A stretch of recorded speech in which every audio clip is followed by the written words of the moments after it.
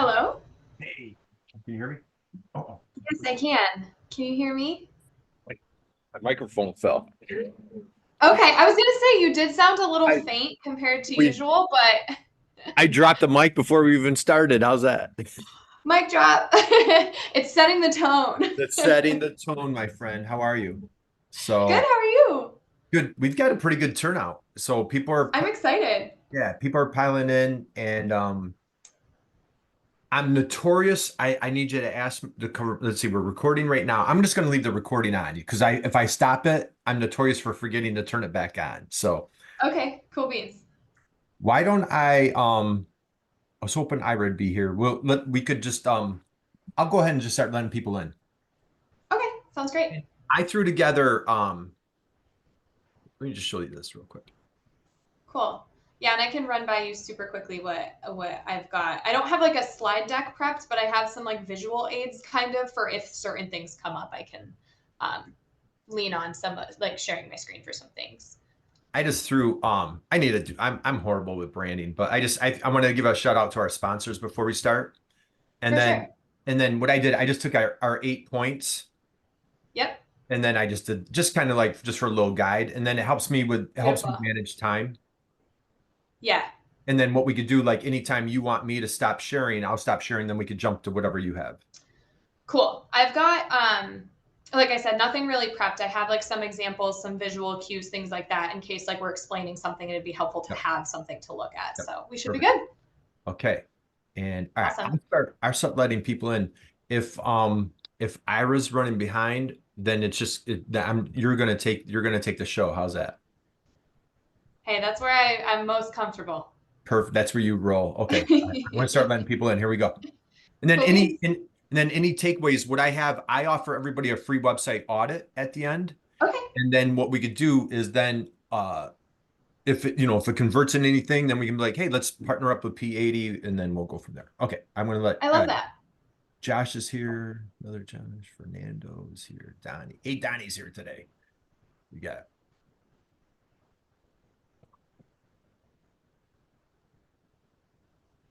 Did I never put you in? Oh, Ira's here. Hello. Hey.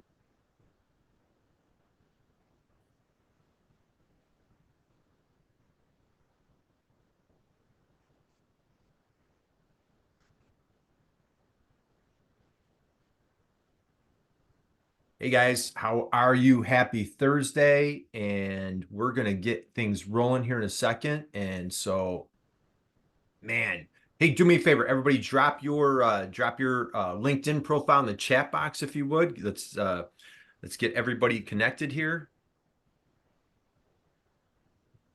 And Holly, how are you today? Good. How are you? Oh man, if I was any better, you might have to call 911. Right. So it's looking good. Let's see. Hang on one second.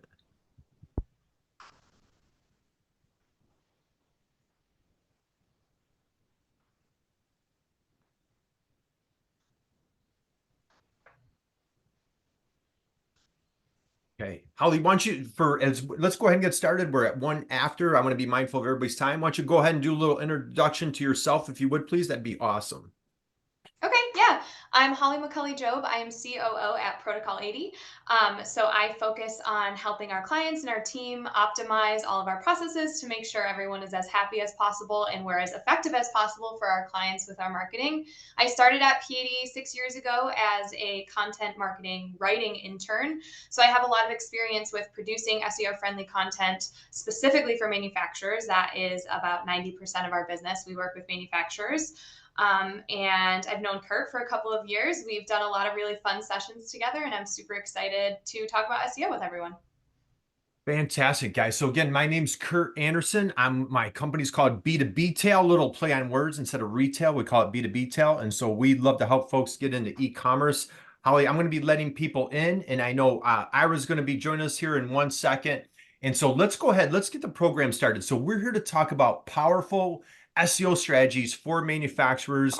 A lot of our manufacturers are trying to play a little bit of catch up and trying to get into the scene on this whole digital marketing thing. It can be daunting. It can be a little overwhelming. So let's dive in. We've got 8 bullet points we're going to tackle today. We've got some fun examples. Guys, what I'd love for you to do is you're popping in. I'm letting people in.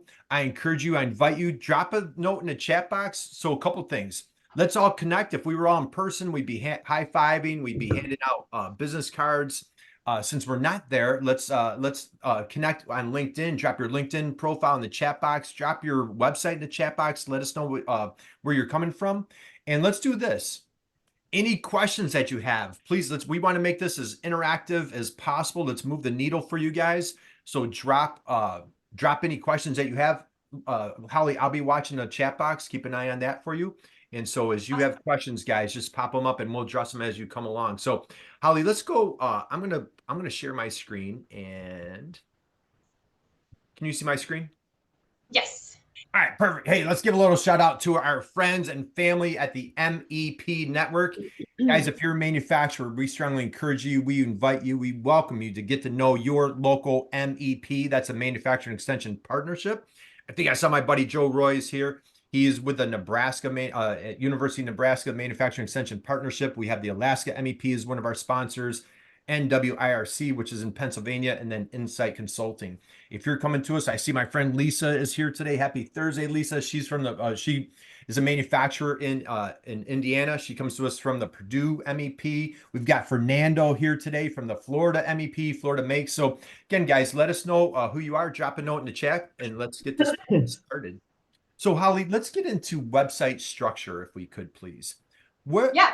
What on earth does website structure have to do with SEO? Well, it's really important.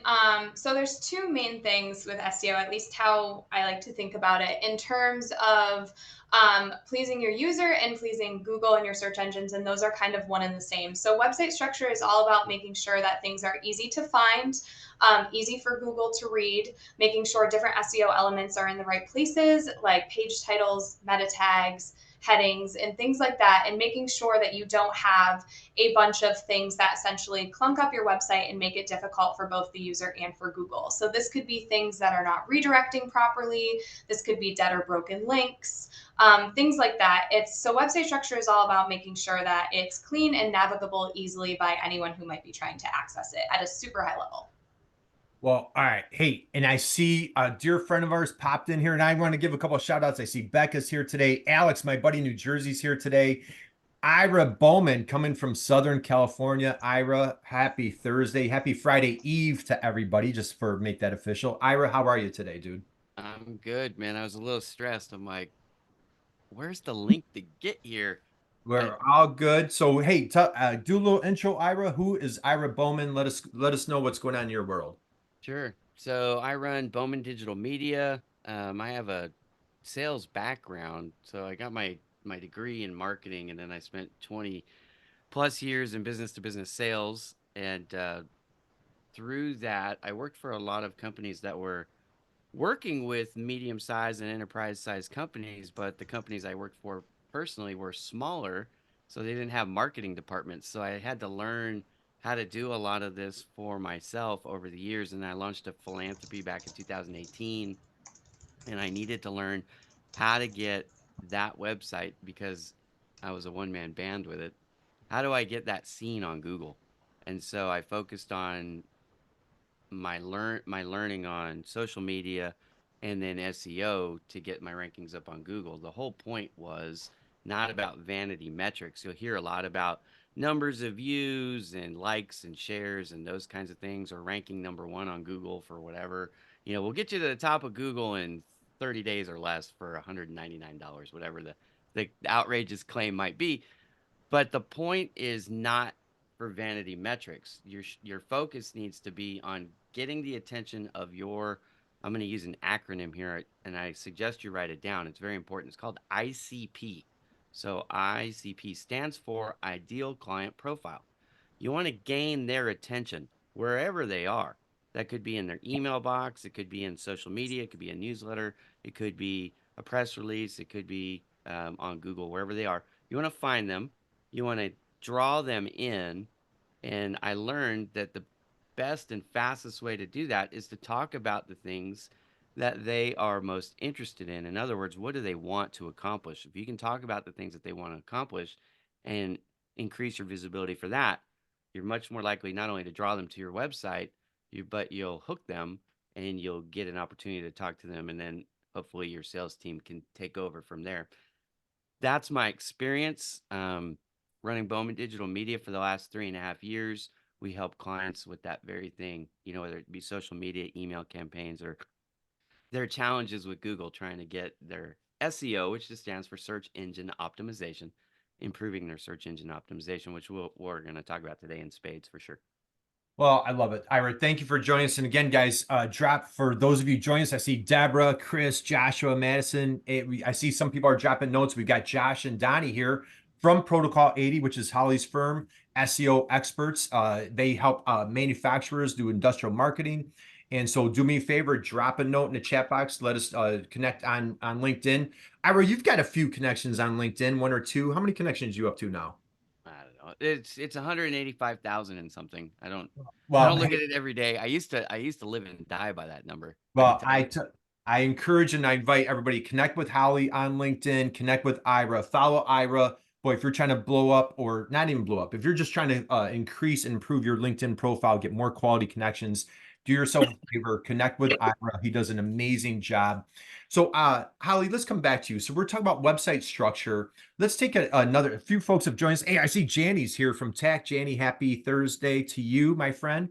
Let's go here, Holly. Let's dig a little bit deeper into that website structure. So for our friends, family out there, what are some steps? What are some what are some of those common culprits that folks should be looking at on a regular basis to improve and correct? Absolutely. So if we're talking about structure or architecture, super high level, that's essentially just the wireframe or the layout of your site. I have a graphic, Kurt, if I could share my screen, that SEMrush does a really nice job kind of showing what we're talking about here. So I started by touching a bit on the nuances of what goes on these actual pages. Are you guys able to see my screen all right? Looking good, my friend. Cool.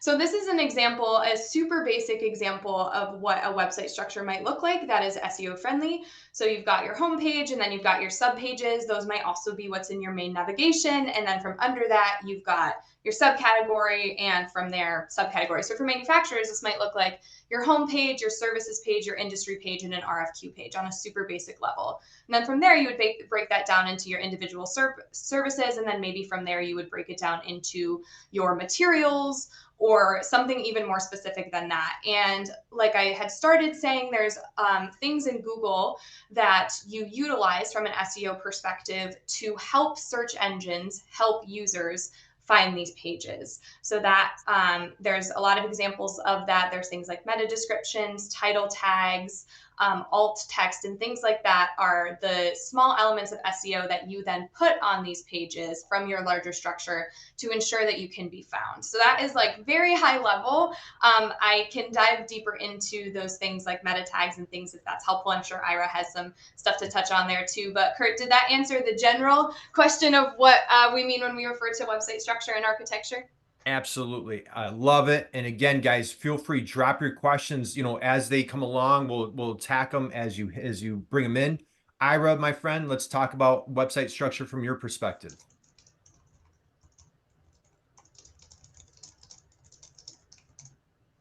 You're on mute, Ira? That's wonderful. Yeah. What I said was, I agree with everything Holly just said. There are some things that we'll talk about in the next section, I believe, when we're going to talk about on-page content to focus on. But your site structure really is um, a lot about the keywords that you're using. So you're formulating your titles, your H tags is what we call it in the world. So it's HTML code that says, "Hey, Google, these are not things that you see." Okay? The site structure is all in the background. Think of it as foundational. When you're setting up your website or whoever is setting up your website, they need to understand what it is that you're really going to communicate on your website. And this is where your ideal client profile is so critical because you want to use the nomenclature or the vocabulary in the way that they would use it. So here's a quick example. Many of you are subject matter experts. I happen to be one on SEO. So if I use very technical terms, it may all be correct. In fact, it might be more accurate than if I use some common terms. The problem can be, though, that the average user outside of your industry or who is not an SME, for example, might not know those words. They might not be searching for those words on Google. And I keep saying Google and not Bing or any of the other DuckDuckGos because the volumes with which those searches happen are so minuscule compared to Google. Google is the biggest monopoly on earth. There is no company that monopolizes their industry as much as Google monopolizes the search industry. It's over 95% of all searches happen through Google. So you want to set up your structure as Google friendly as possible, and the others will basically match. But here's the key part. This is what people miss, and it's an easy to correct thing. You want to go back and study those keywords from your ideal client profile, prospects, and change the vocabulary if it's overcomplicated. For example, I use the word visibility a lot or search results a lot as opposed to SEO, as opposed to SERP, some of these acronyms that Holly and I would use if we were talking to each other because we know what it means. But many of you in the audience may not be familiar. In fact, if I ask you by just survey, how many of you know the word or the expression SERP? It's actually an acronym. It's probably the most important acronym inside of all of SEO because it stands for Search Engines Results Page. And it's critical because you want to be on that first page of Google. But to get there, you have to use terminology in your site structure. So your meta tags, you need to have a schema, you need to have a robots report, you need to make sure that it's set up with Yoast ease of flushability rules. There's all kinds of technical parts to this. But the simplest thing that you can take away from today is make sure that the titles and the H tags, so your H1, your H2, your H3s, they are including the vocabulary, the keywords that people are actually over on Google searching. So if you're at Google and inside that box, we call that the query right there. You search something. What is it that they're searching to find people who do what you do? Right. That's the terminology that you want to use. Now, when Right. we get to on-page content structure, how you set up the content itself, which I have a graphic that I want to show for that. You want to keep in mind that people don't care so much what you do. They care how much you can help them get what they want, right? So we'll get into that. But the Amen. structure, Drop the mic right there, Ira. Think about that, guys. Let that soak in. Let's do a couple quick recap. That ICP, ideal client profile. Man, any of you guys have gone through our training, we call those ICPs, those avatars, we call them who? yeah, Your soulmates, right? Those yeah, ideal customers. And Ira talked about, like, they're talking about the H2 tags, they're talking about like meta description, just kind of in layman's terms. It's like right here, like, hey, what's this title? What do you want your ideal client to see when they do a Google search or this description? Holly, let's come back to you, my friend. We'll go back in presentation mode. Let's talk about on-page content. What on earth does on-page content mean, please? It's essentially the content that is on your website that users are able to see. So, not necessarily those tags that talk to Google and all of those wonderful things that we just chatted about. It's what your user is able to interact with. And content here is super duper broad. So, this can mean anything from video to images to charts to something you can download to text itself. And the fundamentals to follow in kind of hacking what Google cares about is what SEOs have nicknamed EAT with two E's. So that's experience, expertise, authoritativeness, and trustworthiness. So when you're structuring your website and when you're writing your content, that's what you want to focus on primarily, is establishing all of those things really early, because that's what Google is using to score us based on their latest algorithm updates. A big one launched in August, another one came out in early November. So when it comes to on-page content, Ira said it perfectly with determining who your ICPs are. We also call them buyers personas or ideal buyer profiles. It kind of just depends. So if you've heard those terms floating around, they're all one and the same. And so something that we do when we onboard clients is we make sure that we're really understanding what the things are that we can solve for our clients' customers, and then where competitors are doing well in talking about these things, where they aren't doing well, so that we can then close that gap and ensure that our clients are coming up for those key terms. The other element there is, Kurt, I know the last time we spoke with WeberNap, you had asked me what would be your advice for getting started with content production for someone who is maybe a solo marketer at a manufacturing company stretched super thin. What I would say is talk to your buyers first and foremost. You don't need any fancy tools, anything like that to talk to your sales team and talk to your buyers. Figure out what types of things they would be looking to see from your website, the types of questions they want answered, the types of things that are being asked in the sales process. And then that's what your on-page content should focus on. It's kind of funny how keywords sort of find their way. Like Ira was talking about, people always refer to things how they refer to them. So those are your keywords right there. If your sales team is fielding questions from your prospects that are talking about things a certain way, you then take that content and you put it onto a website page. Regardless of all the tools and the fancy schmancy things, people will find you. So it's worth getting started and starting there by punching up your on-page content with things that those ICPs, those personas are going to be super interested in. This is super hard, Kurt, to like answer these questions without going into like super in depth, but Getting in the weeds. was that a good start? Absolutely. Well, and hey, for stocking stuffer, I think, and we're going to dive into it, and I want to turn it over to Ira, but I think a friend of ours on the panel here wrote a book recently that would be a wonderful stocking stuffer. So we'll dive into that, Holly. So anyway, if you have a copy laying there, you might want to hold that up. Sure Ira, let's come over to you, my friend. Could you please take it to the next level here on page? Yeah. What's So going on in your mind? building on what Holly said, first of all, understand that those of you watching, you're not in the SEO space. This is the biggest opportunity for you to create hay yourself. So this is the place where you can focus your efforts specifically and help your website. It's with your content marketing. I want to talk about a few things. So first of all, with the video, you have to understand some statistics here. Video is extremely important. You should have a video, at least one, on every single page on your website. Why? Because I already said that 95% of people are on Google, and that's how they're finding you. But when they get to the internet, when they go online, whether they go to Google or not, 80% of people are RIV. Sorry, if it looks like a Y. Oh, hang on one second. That's Sorry okay. about that. That's There we fine. go. Go ahead. Daphne didn't mean it. All right, here we go. 80% of people will consume a video. You're all consuming a video right now by watching this Zoom.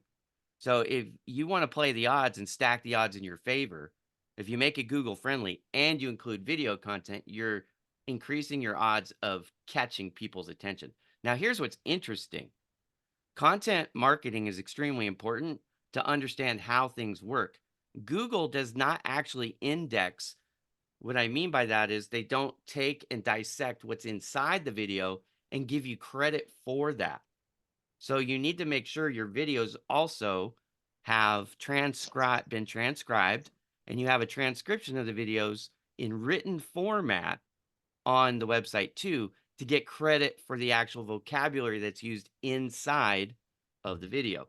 But have a video, make sure it's transcribed, and then put that on your website. Now, here's a couple advanced level things for you. There's a term out there called link cannibalization. Link cannibalization sounds intimidating, sounds crazy, but what it really means is Google will not put any more than 2 links to your website or anybody's website in one search result. So you have to have a focus. If you go back to Holly's screenshot of the website structure layout, you want to make sure that these pages have no more than 2 major focuses per page. So for example, let's say you do 5 different things. At Bowman Digital Media, we offer 6 services. In fact, I'm going to share my screen, if that's okay. Take it away, my friend. Yeah, here we go. So I'm going to share my screen. Did I share the right one? What can you see? We see your website. Okay, see the website. Perfect. So I offer 6 services. On my homepage, I will talk about each of these a little bit. But on each of the interior pages, I focus on any one of these in depth. And the reason why is I'm encouraging Google to share my homepage and that one, what we call pillar content, but it's just a page that's in depth about that one topic. So I'm telling Google when they're searching for SEO I want them to either come to my homepage or I want them to come to my SEO page. Okay. Now, above that, and here's the 5 components, basic components of SEO, by the way. But the other part about this is your interactive media, even though they don't give you credit when they index it, Google specifically, right? And you need to appease Google because you want to rank higher on Google. They do give you credit when people click on things. So you might notice stuff like this. We call this a toggle. When somebody clicks on that, I get credit. It validates that they're still there. They're consuming your content. So you want to have videos that they can play. You want to have interactive media. It could be audio files. It could be a slide deck. It could be a white page PDF. It could be a whole variety of things, but we call that interactive media. Anything that you can click on that does something when you click on it, that's considered interactive media, and that you get bonus points for that because it validates again that the user is still there. Finally, the biggest thing that I want to tell you guys about on-page content, you need to hook your visitors right away because first of all, if your page loads slow, which is part of your website structure, you need to make sure it loads fast. You want to load it 3 seconds or less, ideally 2 seconds or less. You want to load quickly. But the other thing you need to do is in the header section, and that is what you see before you scroll. You want to make sure, and I'm just going to hit the refresh button because I got something here for you. So when they load the page, whatever page it is, you want to catch their attention as fast as possible. So I have on my homepage, when you go there, it rotates through some questions. These are FAQs, frequently asked questions that people are asking on Google, trying to figure out how to perform better or find what it is that they're searching for. So you want to address it. For me, the number one thing that I get people searching for, we need to increase our visibility. We need to increase sales. So I have that as an H2 tag right up at the top.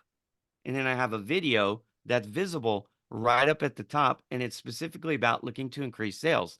I'm not talking about SEO here. I'm not talking about the history of my company or how wonderful I am, all these vain things.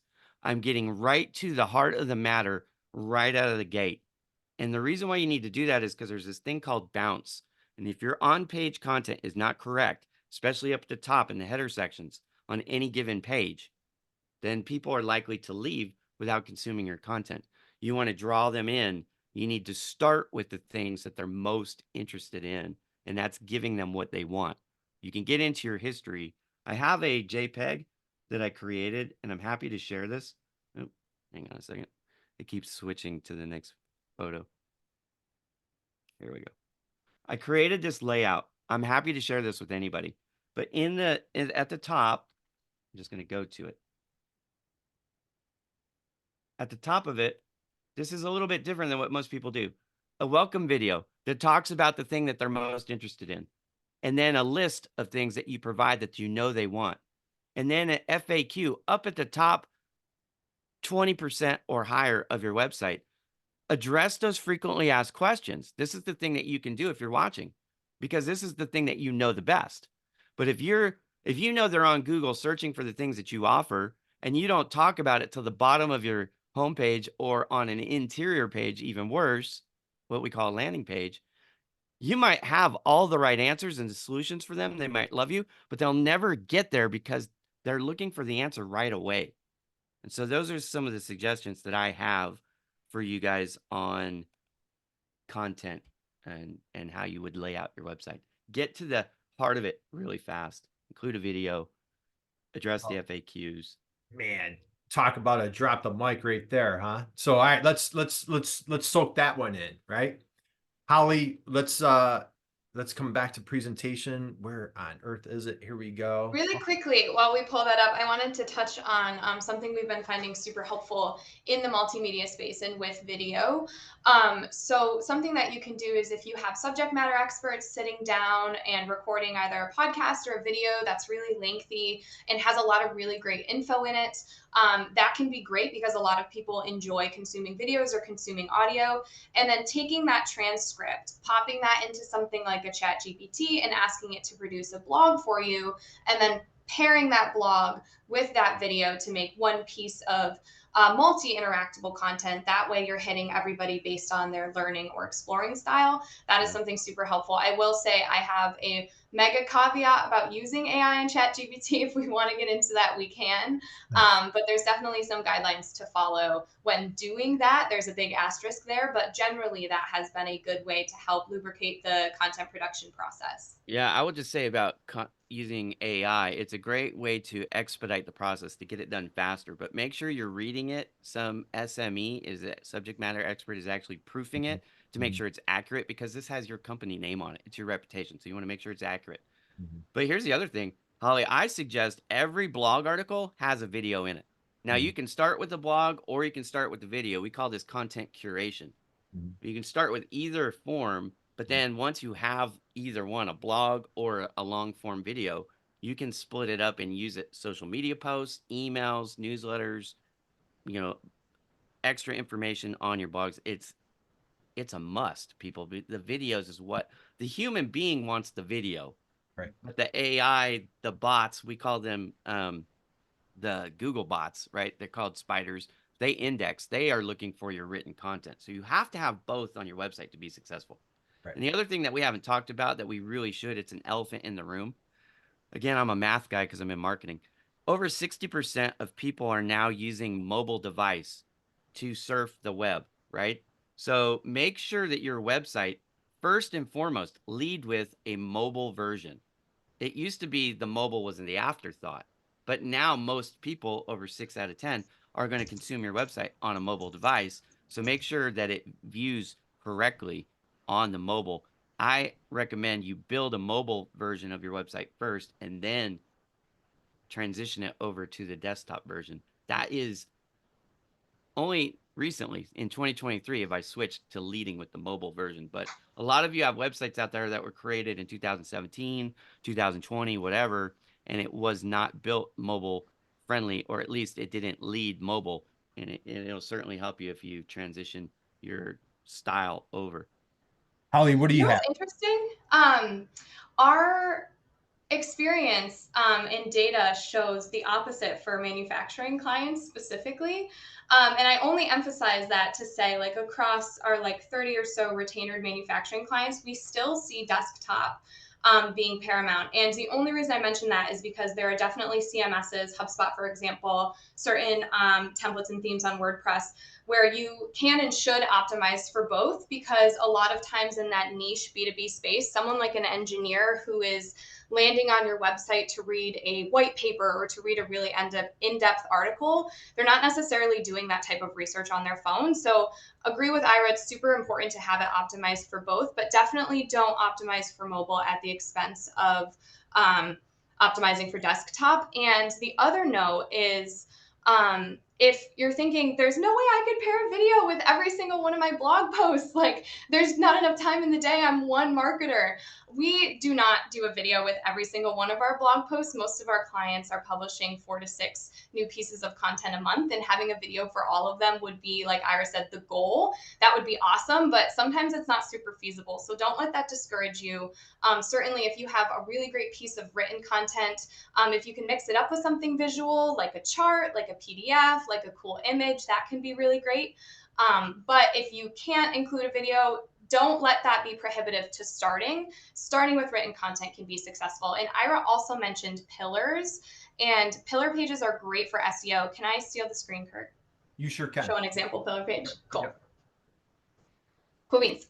So I just really wanted to touch on a pillar page and what that can look like for manufacturers. So this is a client of ours, Amphenol Advanced Sensors, and they work in obviously sensors, but something that they're trying to target is the electric vehicle space. So when we talk about those ICPs, those ideal customers, building a pillar page around the things that they're looking for can be incredibly helpful. So how we build pillar pages is by producing a bunch of content, blog posts, articles around the same topic. So in this case, electric vehicle sensor and battery safety, and then looping all of that content into one giant page that you are then able to show to that ICP. Realistically, in the way that people Google, specifically in the B2B space, they are not landing on your homepage first. Ideally, what we want this process to look like is somebody Googling electric vehicle battery safety, right? And we want our client to show up first and this mega resource to show up that somebody can interact with, so that they are then able to win a halo, win authority in that space, and that kind of thing. And like Iris said, having these interactive elements that go places, other places on your website that you can interact with is huge. And this is a great example of what Iris talking about in terms of breaking things up with images and videos. That can be really great as well, just so you don't have a giant wall of text. But yeah, so I just wanted to show an example of what sometimes like a content-based pillar page looks like for manufacturers when it's not, services-based or company-based. Perfect. That's all I had. Well, Oh, pillar content, the whole purpose of pillar content, just so everybody is clear on what it is and why it's important, you do more than two things, most likely. And so you need to encourage Google, this is the page that I want you to show high as possible on the rankings for this topic from our website. Because remember, the term is link cannibalization. You only get 2 results in the entire results return. So make sure you're putting your best foot forward. Now, pillar content needs to be 3,000 plus words. So you're going to have a wall of words somewhere, but splitting it up with the videos, with the audio files, with the slide decks. Let me come back to a simple technique that you can use to make videos really easily. Even in Holly's example there that she just showed of one of her pillar pages that she's created for her client, you can take those images that you've created for, well, we call them feature images, but it's the image that you see with the blogs. You might have a product catalog where you've already taken 50 pictures. A video is just a format type. It's an MP4 or it's a .mov, but you don't have to get on front of a camera and make a big production out of it. It can simply be like a slideshow that's loaded into your video editor and created. I can create one of those in like 30 seconds if I have all the images already. Draw from, we call this your digital library, and you can simply just have, it switches. Google is not, they are not judging the quality of your videos or the content inside it. All they really care about is that people hit the play button. And the people won't know what's in it until they hit the play button. So you win even if they don't love your video. Now, another thing that you can do is very simple. You could have one static image. It could even be your feature image that you have to create. Well, you should create. You don't have to. But you should create a feature image for every blog. So if you need a simple video, what you can do, and there's AI out there that will do this for you, you can take AI, have it transcribe not transcribe, that's the wrong way to say it. Take the written content, an AI voice will read it, and now it's audio, and add that to a thumbnail of the JPEG that you created for your feature image, and now you have a video. Super, super simple. And those services, you can find some that are free, some are very inexpensive, or you can have a staff, maybe have an intern or somebody in your marketing team who's relatively inexpensive per hour, and have them read the blog. Again, you can make video content pretty quickly, but it is, in my opinion, it's super important because of we call this the behavior, the psychographics, the behavior of the consumer is they're searching for video. Blogs are great. Blogs help Google. Blogs will help you be seen. It'll increase your visibility. But if you include interactive media, especially video, it'll help you keep, the word here is retention. You'll retain your audience longer. Hey, we've got a question. I want to push back really gently there, just in terms of, you had said something that always makes me go, in the SEO world, which is Google, your user's not going to care. It doesn't have to be high quality, but Google will. I think it's super important that every single piece of content we provide, we're confident is also good for the user, because Google is also looking at things like time on page, return rate, and those types of stuff as factors as well to your site. So we want to make sure that in that slideshow situation, I love that idea specifically for like weaving together really cool charts and graphics that have a ton of value, taking them from different places, putting them in one place for your ICP to just enjoy in a video. I think that's such a good idea. But just being careful that the images that you're adding to a video like that are providing value in that format, so that people aren't clicking on that and then immediately clicking away, because that's not what we want. Sorry, Kurt, I think I cut you off, but I just was like, wanted to push back a little. I'm going to push back on your pushback. Here's the deal. Most people won't read. And you guys can just ask yourself that question. If you see a blog that's got 1,500 words in it, which is what I would recommend, by the way, because we can get into that later. But the fact is, most people will skim or scan, not read, but most people will consume a video. So if you're taking images that you've already created for your product catalog, you're manufacturing these things, you've got high quality images, I'm assuming. So I would agree, I don't use crappy images. As long as the images are good and you've now given them the audio that they can listen to, your on-page engagement, and that's what it's really about. Your on-page engagement time should go through the roof, because people won't scan and bounce or scan quickly and leave because there wasn't anything for them to do. So it's just styles. Holly's very smart. I happen to be pretty smart myself. So these are just, styles make fights. But so you guys take it and go and run however you like.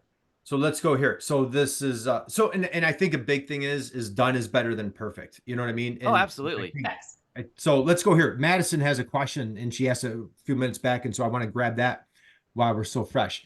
Should the transcription be visible or hidden? Ira, can you? No, it needs to be visible. Yeah, it needs to be visible. Let's talk about. There's this whole thing called keyword stuffing in resumes that applies to SEO at Google.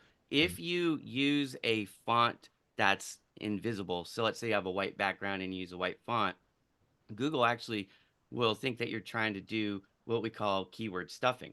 And so you don't want to do that. You need to make it contrast whatever the background is. You need to do that for a variety of reasons, including following the ADA rules, so you don't get in trouble there. But you definitely want to make it visible. But you don't have to have a solid wall, right? So this is, again, to Holly's point, you don't want this huge wall of content, because it can be boring, it can be intimidating. People go, ooh, I'm in the wrong place. Not everybody's a researcher, right? Some people are, but most people aren't. So what I suggest is you put the content. In fact, let me show you an example. Hey, Ira, while you're pulling that up, you mentioned ADA. I don't know if everybody's going to know what that means. If you could just explain what ADA is. Yeah, so there's the American Disabilities Act. And so people with vision issues, you have to have high contrast on your websites. Otherwise, it's a Google penalty. They'll penalize you because you're not serving the whole population. And there's attorneys that are like through one of the MEP in Illinois, they had a client that was sued for $27,000 because their website was not ADA compliant. So guys, do us a favor, Google ADA compliant. You absolutely, if there's any takeaway today, absolutely make sure that your website is ADA, American Disabilities Act compliant, or there could be trouble. So I promise you, Holly and I. Josh/Donnie, if you're still here, I know that we have a website software that we partner with, that we run on our client websites, that does ADA compliance for you. It's very cost effective. If one of you wouldn't mind dropping that in the chat for people, something like that can also be helpful, because it'll stay up on latest legislation and best practices and things like that. So obviously there is a paid fee for something like that, but we tend to think it's worth it in the long run to make sure that your website is so compliant, because the stakes are so high. So one of you, if you wouldn't mind dropping that in there. And the more that point too, the more visibility you have, the more important it becomes, because the scrutiny gets more intense as you serve a larger population. If you have a website, a bespoke website that serves 10 people, they're not going to probably even check, really. But if you have one where you have thousands of people a day, now you're under the scrutiny. Here's an example. Okay, so I do a show on Mondays called Marketing Mondays with Ira. I have the show in a video form right here on my homepage. And the show is about marketing mistakes to avoid. Right here, if you click on this, I have the entire transcript of the show. So now with this, I gain the keyword pickups, the content in the eyes of Google. I don't expect anybody to ever read that. That is for the Google bots. I expect the people to click and watch the show, right? But if I had just put this video up without the content transcribed in written format, then I wouldn't get the credit for the content that I talked about in the show. Mhm. So that's one example, and hopefully that helps, of how you can serve your transcripts, which will be long if it's a half-hour show, an hour show, 90 minutes. I think this one I ran 90 minutes on that one. It's Mhm. like 25,000 words, and I don't expect anybody to read it, but I needed to serve it up, and you can do that whether it's a minute video or 90-minute video, it doesn't matter. But I use we call that an accordion. So I use accordion delivery system for that. So it's got the title, you click on it, it expands open. And they can, Perfect. Let's slide here. So Holly, a couple things I want to cover. Number one, I believe you wrote a book. Can you please share? I think, and I thought I Yes. saw Donnie dropped it. Can you talk a little bit about the title and your book, please? Yes. So this is my book, Inbound Immortal. I wrote it this year because I had read, you can see a little stack back there, every marketing book in the game. And I kept finding myself saying, okay, but Oh, wait. how? Like, how do you do this? I understand you have to produce blogs, you have to do this, you have to make sure your website's functioning correctly. Like, literally, how do I do this? So I wanted to write a guide that was aimed at, writing to our clients if they weren't working with us. I wanted to have a piece of text that I was confident we could hand off to a manufacturer and say, okay, use this as your marketing guide. Don't care if you partner with us or not, but I'm confident that this will help you see the results that we see as an agency, and distilling that all into a book. So I'm super proud of it. And I believe it's super helpful for manufacturers and for anyone really in niche B2B businesses. It's kind of a workbook. There's extra space for note taking and things like that. Perfect. We have some time left. We have a couple more topics I want to hit. So while you're on stage, could you please share? We hinted about it. Website speed. Can you please Yeah. explain to everybody? That might be kind of foreign. What are you talking about? I thought my website loads fast. Can you please talk a little bit about website speed? Yeah, so there's actually two different ways to measure website speed, and that's desktop and mobile. Like Ira said, you want to make sure that it loads on both.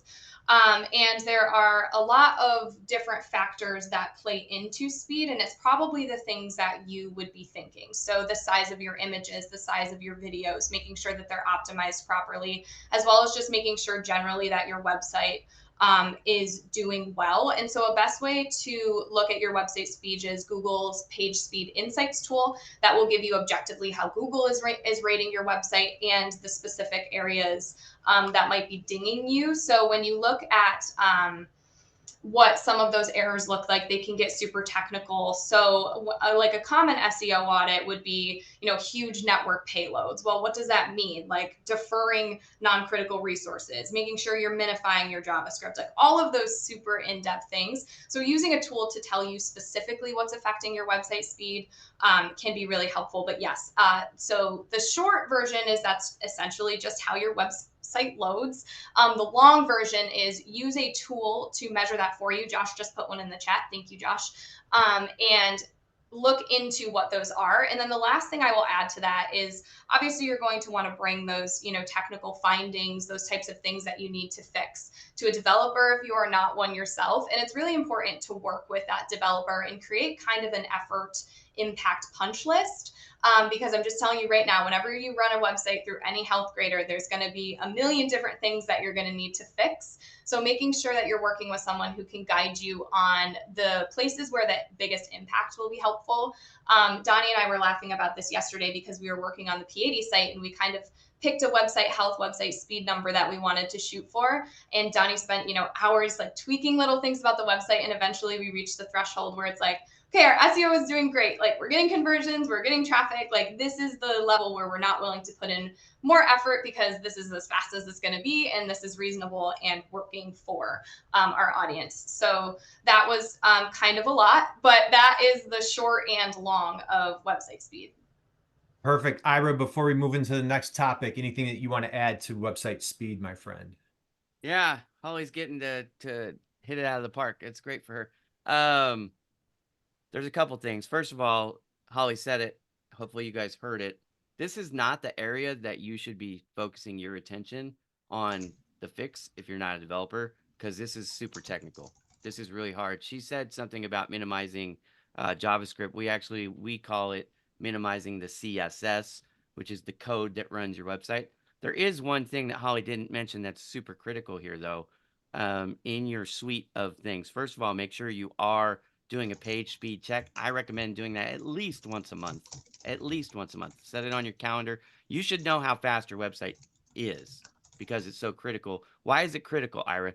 Website speed is critical because A, it affects your SEO rankings, your Google rankings on your SERP. That's important. But also, think about the mindset of most people. If you're going to a website that takes too long to load, the most natural tendency, the most natural behavior is they're going to hit the back button and go find another one, right? They don't love you. They're not looking for you specifically yet in most cases. If they know you, like you, and trust you, your website speed is irrelevant because they'll have patience and they'll wait. But you're talking about a lot of people who don't know you yet, your first time visitors. You need to make a good first impression. But the thing that we have found that helps a lot is the plugins. Most website speeds are slowed down because they have a plethora of plugins. In fact, a lot of them aren't even active. So managing your plugin load, trying to find one plugin that does the job of two or three. So consolidating plugins and running less, along with the CSS minimization. Those are the two biggest things. And then the other thing is optimizing your media so that it's dynamic as opposed to static. Some people, when we see it was built by an amateur, built by somebody who really didn't have a good handle on how to build a website, they have a bunch of problems in their media files. The file's too large, the file isn't dynamic, so it doesn't shift when you go from view to view or screen size to screen size, and that slows things down. Anything that you can do to speed up your website without a diminishing rate of return, right? So have a goal, like Holly said, and then hit that goal, and then focus on. There's 5 elements of SEO. Speed is super important, but it is not for amateurs. This is a professional thing. Yep, get your web designer involved, and I absolutely love that. So, guys, Donnie and Josh dropped a couple tools in the chat box there. Use those tools. You can And get your GT website. metrics is very, Yeah, very Google. popular. I think you can get your speed on Google. And last thing, I know I want to be mindful of everybody's time. We're going to be taking it home because everybody's super busy. One thing we didn't cover, and we've got a couple minutes left. So, Holly, if you want to just spend like a minute or two, backlinks. Can you just share with folks? First, explain what is a backlink for folks who are like, what are you talking about? What's a backlink? And then Ira, you can take it home from there. So a backlink is just what it sounds like. It is something linking back to your website. So what this might look like is if Protocol 80 links to Kurt's website, B2B Tail, that is then a backlink for Kurt. And what that does is it tells Google, hey, these are 2 websites with authority. They're linking back to each other. That looks really good, right? So when we talk about backlinks, we also talk about high quality backlinks and low quality backlinks. So if there's a bunch of spammy websites, if you're paying for backlinks and things like that, and that website that's linking back to you doesn't have a lot of authority, that can actually ding you. So what you want to focus on is getting high quality backlinks from places in your industry that also have authority, because again, that's one of those factors that Google's saying is really important right now with expertise and experience, and those help with that. And so a way that we help our manufacturing clients get more backlinks is by reaching out to third-party publications that we know accept submissions, either paid or free, and getting them to write a white paper or an article. Sometimes it's already produced on our site and we're linking back to it. Sometimes we're writing something unique. Those can be a really great way to reach out and start to get backlinks places, as well as reaching out to friendly vendors and suppliers, non-competitive people in the industry, writing articles about them, getting them to link back to you, and so on and so on. So if you're looking to start upping your backlink game, those are some good areas that we've seen success with. Perfect. And Holly, do me a favor, if you would, make sure drop your LinkedIn in the chat box. Make sure you drop a link to your book. Ira, my friend, we have a great question for you from my dear friend, my bestie, coming to us from Michigan, Lisa. She says, speaking about backlinks and domain authority, how important is it to focus on growing domain authority? I know you love this question. What do you have? Well, domain authority is extremely important, but you build your domain authority by doing all of these things, right? So you have to have good site structure. You have to have good on-page content. You have to have good website speed. You have to have the right backlinks, and the right backlinks, like Holly mentioned, they're non-spam. They also need to be do follow links, not no follow links. Um, there's also there's two types of links. Holly didn't talk about this, but there's internal links and there's external links. So you need, let's go back to pillar. Pillar content is so important. Your website is going to have content on other pages that talk about the things that are covered on your pillar. For all those other pages to strengthen the hand of your pillar content, you want to say, for more information on, let's say mine, I have a pillar page on mine on SEO. So anytime I write in a blog or any other page that references search engine optimization, I have a link. It's an internal link. It's a follow internal link that takes them to my SEO page so they can get as much information as they want, probably more than they'll ever want, right? But that's the idea. So to build your authority score, the importance of it is this: you're in a competition with the other companies out there who offer what you offer. So one of the things that we do in our SEO services is we actually monitor your competitors, and we look at their domain authority. We look at their number of links. We look at how fast their website loads. We look at all kinds of things and we report on it. And then that is the goal every month, is to keep you above where they are. So if you're in manufacturing, you don't have to compete with Google and YouTube and TikTok, right? Those domain authority scores are all in the high 90s. Your competitors might have domain authority scores of 25, 35, 45. So you just need to be one step above them. Why? Because domain authority plays into the algorithm of Google. The higher authority you have, the more links you have, the faster your website is, the better your content is, the more Google, and this is the other part of EAT, that acronym that Holly's used a couple times, which is great. It links and domain authority play into what Google calls your trust factor. Okay. So it's about establishing trust, not only with Google, but also with your prospects, with your avatar, with your ideal clients, right? So Right. it all comes together to say that we are, without question, the authority in this space on this thing. And you should be here if you want to learn about it. Perfect. Ira, did you put your LinkedIn in the chat?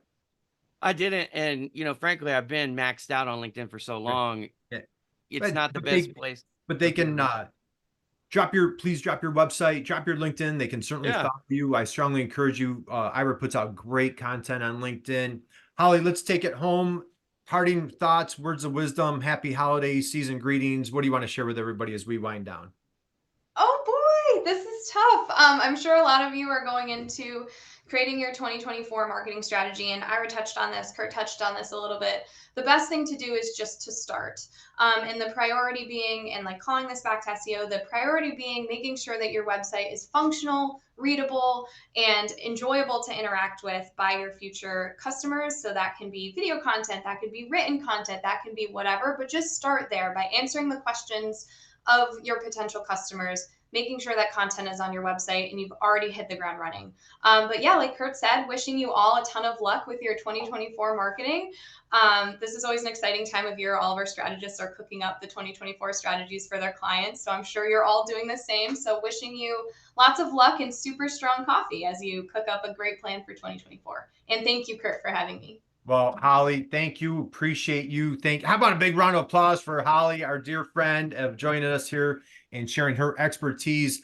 Ira, take it home. Thoughts, words of wisdom, happy holidays, season greetings that you want to share with our folks here today.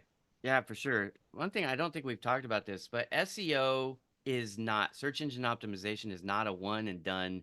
You don't do it one time and you're finished. You can't go and say spend $25,000 in 1 month and have SEO efforts, extreme efforts provided for you, but then forget about it the next month.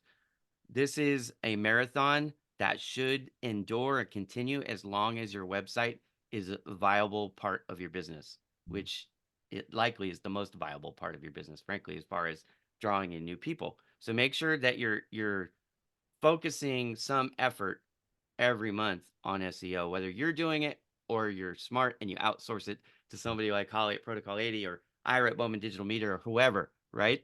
Get somebody who knows this inside and out to do it on your behalf. You can do it for less than you probably think. And just in full disclosure, I have all my services and all my prices are listed on my website. There's no surprise there. Right. But the thing that I will say, again, for you guys, the audience, the thing that I think you should be focusing on, the second pillar of SEO is on-page content, because that's the thing that you know the best, what you do. But make sure that you get to the point as fast as possible up at the top. Make sure you're using nomenclature or vocabulary. The words you're using are the same words that people are searching for on Google. That's the terminology that you need to infuse up in the header sections of your websites. Don't overcomplicate it. And again, the number one mistake I see on website after website that I look at is they start with the foundation that we need to establish who we are and our expertise before they get into how they help. And that's a mistake. When you formulate the content order on your website, any page on your website, you should start with the basic how you help them get what they want, not what they need, what they want, because that's what they're searching for. So if you can show them that they're in the right place by answering what they want, now all the other stuff is important and they will consume it. Who you are, your team, your expertise, the awards you've won, client referrals, case studies, all those things are important. They're just not as important and they're not as effective in drawing people in and keeping their attention as the how you deliver what it is that they want. So that's what I would leave people with. What a great way to close us out. Drop the mic on that. So, hey, how about a big round of applause for Ira Bowman Digital Media? You guys want to follow Ira on LinkedIn? Do yourself a favor, connect with him. And guys, we're gonna close out. If there's any questions, please drop that in the chat, or you're more than welcome to come off mute, and we'd be more than happy to address anything that maybe went past or anything that we didn't cover. Love to. All three of us have dropped our LinkedIn profiles. Of course, Holly and I, we have plenty of connections to give, right? So they can connect with us, follow Ira.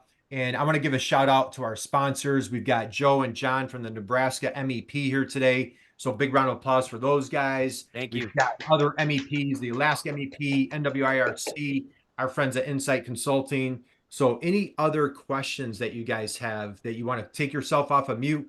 Fernando's here from the Florida MEP. And again, I want to give a shout out to everybody, Lisa, Alex, all you guys for taking time out of your busy schedules to join us. We do these little jam sessions every month. I'm going to be sending out the replay, and just for a free complimentary bonus for everybody, you get a free website audit. And like I said, if you we can take you through that audit. And then if you need some SEO help, we've got Ira, we've got the team at Protocol 80, all sorts of resources to help you move the needle. Any questions? And if not, while we're waiting for questions, if you guys have no idea how to check your domain authority, you can check it for free. There's two resources that I like for this. There's Moz, so it's simply moz.com. And then there's Ahrefs, which is AHREFS. I personally like Ahrefs better than Moz, but both of them are good tools. And then the one most people know about, are familiar with, is SEMrush. I am not a fan of SEMrush, but I do love the way they display their data. I just don't trust it. So there's that. But Ahrefs and Moz, I believe, are the two best sources for you to check not only your domain authority on your website, but also your competitors. Good. Excellent tip, guys. Moz, M-O-Z. Check that out. moz.com. I'm putting it in the chat right there. Perfect. But these are free tools. They do have paid services that you can offer, but if you're not in the SEO space, I don't see why people would need it, because they have a free daily use limit of like 10 a week or something. You can check it 10 times a week if you want, so you don't need to pay. All right. And Kurt, this is Joe. Hey, Joe, happy Thursday, my friend. Thank you. See, I have on your Bills hat for you. Hey, go Bills, dude. Thank you. I got your Bills hat on. Bills Mafia's in the house. Yeah, but it goes with the Nebraska red, so we can. That's right. But I just want to say, for the Nebraska manufacturers on there, if any of them want to talk with me about how we've interacted with you and all the people you've worked with, feel free to reach out to me, talk to me, and I'll be happy to connect you up with Kurt and all the people that he has relationships with. Yeah, thank you, Joe. I appreciate you, my friend. And again, if you're coming to us from outside of Nebraska and you're like, hey, wait a minute, I'm a manufacturer, I'd like assistance, reach out to me. I can connect you with your local MEP, Manufacturing Extension Partnership. They are an incredible, powerful resource for our manufacturers. There's an MEP in all 50 states. So again, reach out to me if one of the states are not represented here, and we will get you connected. And again, as we wind down, I want to wish everybody a just wonderful, magical, whatever holiday you celebrate, a wonderful holiday season. For those that celebrate Christmas, have a wonderful Christmas. Happy Hanukkah, happy everything. So any other questions before we wrap up? One more round of applause for our esteemed panelists, Ira and Holly. Thank you, guys. Good Send job, Holly. lots of love to both of you and your families through the holiday season. Guys, we're going to wrap up. I'm going to send out the replay to anybody so you can go back. And boy, I encourage you, hit the rewind button, play this over the weekend. And just, there was a lot of juice here. Connect with Holly, connect with Ira. I'd love to connect with you. And we will call it a day. So guys, God bless you. Have a great week. Thank you, Holly. Thank you, Ira. Thank you, Joe. Thanks, Thank everyone. you, everybody, for joining us. Thanks, everybody. Yeah. See ya.